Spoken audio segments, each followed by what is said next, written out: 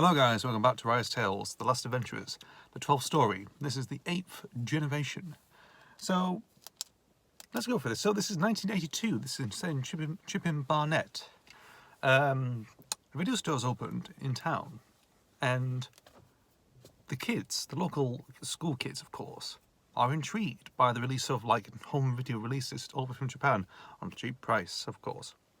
Obviously they got video players already, courtesy of the parents. You know, they all wanted their own home video experience, really.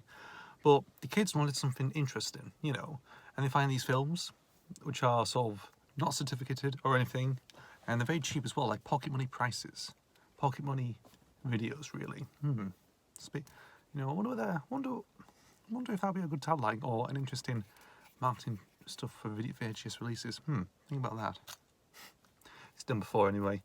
So also they get the VHS releases that they've been after. You think, oh, the cover, it looks fantastic, of course, and they pay it to a woman who looks strikingly similar to a 1950s news reporter, a British news reporter, and obviously they get home one night, of course. I think this all sneak down afterwards if the parents go to sleep. So they sleep down, turn on the video recorder, of course, and insert the tape in.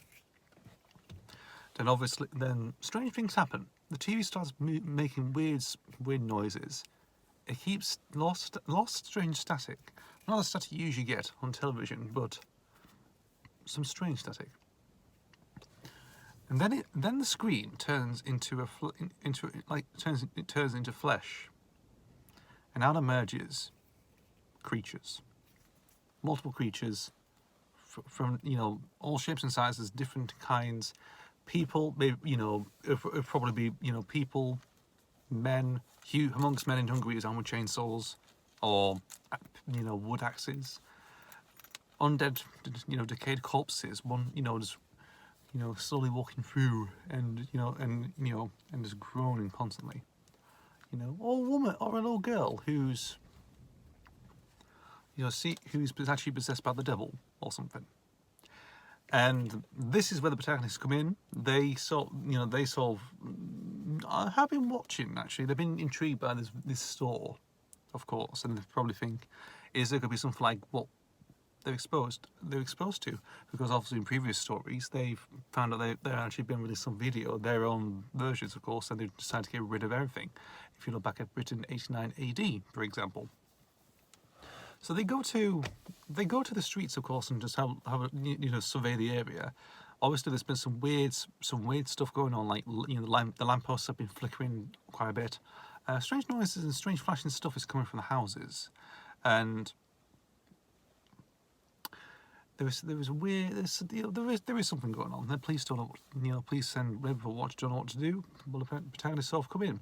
They do, sort of intrigued, and all the creatures themselves are released from the TV sets, and of course then they run amok, of course, round Chipping Barnet, really, just hunting down kids, of course, like it's set on them, really, and all stuff ensues. Then afterwards, the protagonists head to they go to the store, and they discover that this woman is actually not human, but she is actually an embodiment, or I don't recall, like an entity or something, but she's known as the Wire. Yes. And apparently she had been released from her prison from a tape that was... Apparently she was trapped in since 1952 or 1953. I think 1953, really. And she got actually released by someone who has actually, found it somewhere, in an attic somewhere. And obviously decide, with the new VHS recording and everything else, or maybe new ones that come from Japan, the person who actually originally owned the store, the VHS store, who actually was planning to release a lot of these preset tapes, reawoken her from her slumber in there, and what happened to the owner? So he's in the TV, of course, and he's just like, he's not doing anything. His eyes are closed, like he's actually dead in a tomb, but you can see his face on the TV screen. So basically, the Wires has put him in a grave, really, or a televised grave that everyone can see. Shocking, that is. So you're fully aware of this. If you're familiar with Doctor Who, especially with the Russell T Davies series and the David Tennant era, this is a sequel to the Idiot's Lantern, sort of really, because it features again the Wire. It's very, you know, it's you have the Wire. She's obviously the 10th Doctor trapped the Wire in a Betamax tape at the end of the Idiot's Lantern, of course. You know, and it's like, you know, I thought I thought it was quite interesting. I thought it was a bit, you know, bit funny. You know, like, you know, Betamax, I think it's like 30 years of your time, or, you know, 30 years from your time, I think. You know, I think that's what we mentioned, of course. And I was thought, and something, and it came back to me. It's like, whatever happened to that tape, really? Did he ever throw it away? Have he kept it, or did he just left it on, you know, on Earth for how many years? About 30 years or so, and then, you know, someone's picked it up somewhere. I thought that'd be a really good idea, very interesting idea. The title itself is actually a pun on video piracy, because there was a DVD, there was a documentary on the Revenge of the Cybermen DVD. It was called something Licensed Videotape or something like that, and it was to do with the video piracy, to do with Doctor Who, of course. Like some, you know, people would sell stuff like some of these tapes on the black market in the early 80s.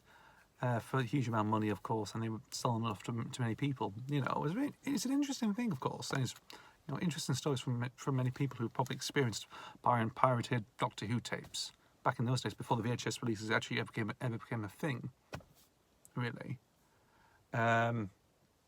So yeah, I thought that's a very interesting idea.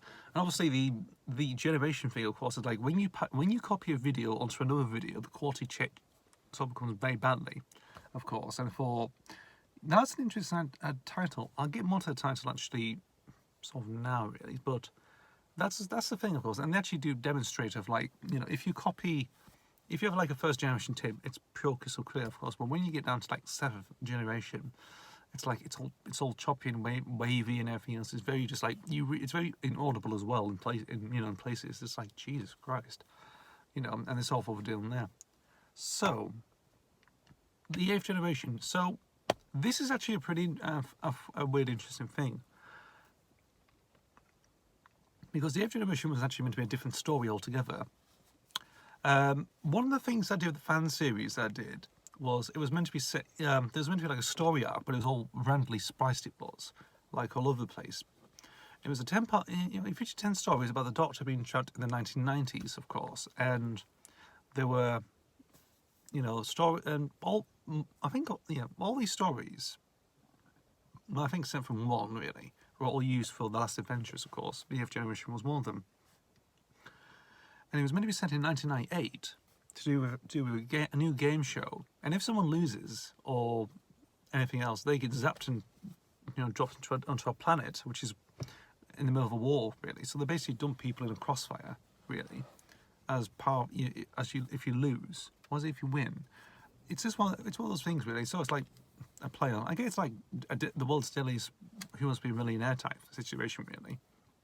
And I thought that'll be interesting, but I never went with that route anyway. I think it was a bit too pop culture. It was very similar to Bad Wolf in a way, you know. And I thought, you know, I kept the title, but I sort of changed it to 1982 because of the. I was very interested with the whole video nasty stuff, really, because I collected quite a few banned movies, of course, and looked into it. And I thought, you know, something like that'd be really interesting. I mean, if you think of a Doctor episode focusing on the video nasty type genre to do with that sort of thing, or do like a play on that, that'd be really interesting. I mean, they sort of did that with Vengeful Virus with the whole snuff TV thing, of course, with people being tortured and stuff. But the whole video nasty of actually, you know, home video releases and stuff like that, you know, that would be really interesting. So I thought that is relevant. That seems to be one way of doing it. You know, the 8th generation, yes. So going back to this 10-part story arc with the 1990s and everything else, there was 10 of them. Most of them were used. One of them wasn't, which I'll probably get into very, very later down the line. Very later down the line with that one. But one of the stories actually was originally part of that as well was Britain 89 AD, which was originally called Nothing at the End of the Lane, and that was meant to be set in 1994, and that never came to be. Well, I changed it, of course, because there's various different things with it. You know, like I was seeing the video of someone driving around my hometown in 1989, and I thought that'd be really interesting. So I thought, you know, just, you know, it's a bit of the moment, I'll just use that instead. So it was never. It never became its own thing because it was originally a totally different story in places. Really, it was quite something else. You know, nothing at the end of the lane. I mean, that was the time before I sort of just drastically changed it to Britain 89 AD. Every generation sort of kept the same name, but the whole thing just, you know, a different story just changed really. But I did have an idea of, you know, of that really, the whole video nasty thing, of course, and it's basically just drawing an idea down. The inclusion of the wire wasn't interesting, of course. Actually, we watched it, It's Lantern, and I thought, yes, that seems to be an idea, you know, seems to be an interesting idea, so I went with that. So, and yeah, that's pretty much about it with the F generation. Really good, you know, another fan story that's was totally rewritten, totally changed. To see the setting, also the story as well. Something might be really interesting, a bit daring as well. That's, you know, Doctor has never really tackled before. Or it's sort of tackled halfly, but in this extent, it's tackling something different really. I do think it's good. I think it's interesting, you know, because it does have elements of like the video dead from 1987. It had maybe elements of Poltergeist as well in some places. You know, it's like I thought, why not? Also, the wire goes under the Soon River Landsteady as well, just to let you know about that. And so yeah, and it's obviously it's portrayed by Maury Litton, and she's more portrayed as, you know, how she looks now really. So like grey hair and everything else, that sort of thing. Like she looks now on Coronation Street these days, you know, and sort of like semi glamorous and, you know, that sort of thing. You know, has a bit of bite to her as well. So there you go. Nothing else to say about this is now. So there we go. The F generation. Number 12. Thank you guys for watching. As always, see you in the next video, and goodbye.